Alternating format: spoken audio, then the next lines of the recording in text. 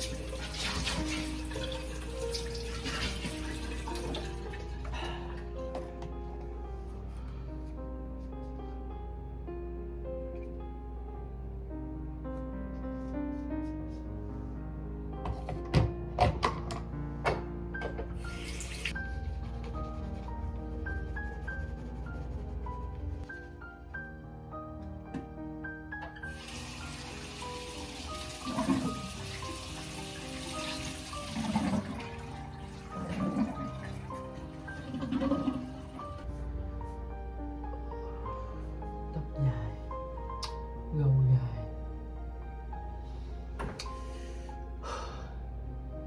vẫn một mình. Mỗi ngày phải luôn cố gắng. Giờ nó chợ tí đồ.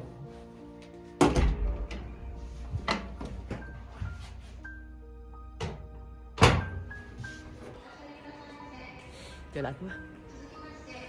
Mình đi mua một số cái đồ trầm niên thiết yếu.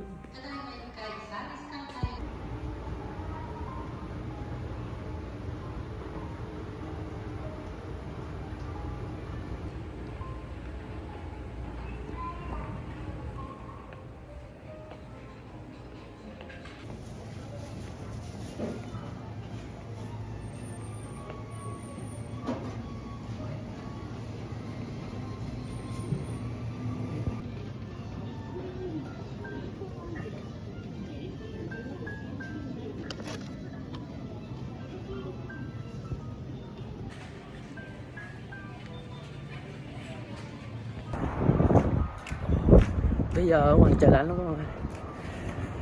Mình đi mua nhưng mà mình không có quay được tại vì trong siêu thị người ta hạn chế không cho quay phim các bạn, không cho quay video, cho nên mình quay ít một số đoạn thôi.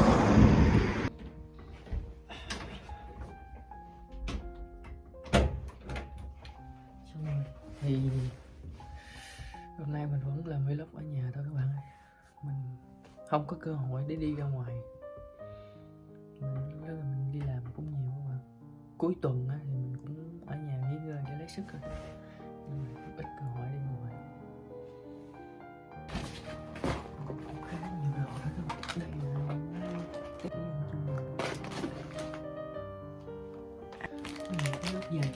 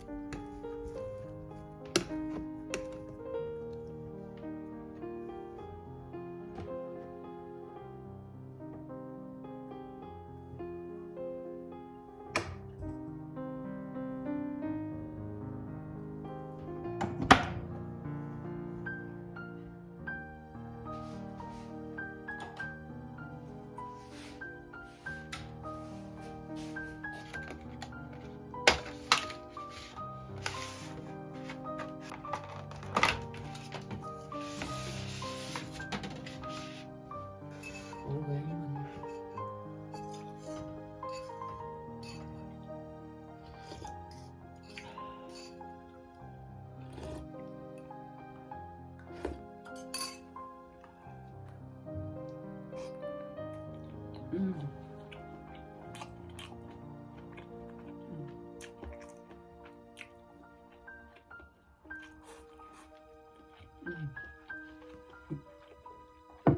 Ngon quá. Mình không có thời gian nấu ăn các bạn. Mình rất là thích nấu ăn luôn nhưng mà mình không có thời gian. Bây giờ sáng mà mình nấu ăn, mình thức dậy mình nấu ăn nữa thì không kịp thời gian các bạn. Thường mình nấu là mất, mình nấu mình ăn sáng nhưng mà tới buổi chiều mình mới ăn các bạn, để quay cho các bạn xem được.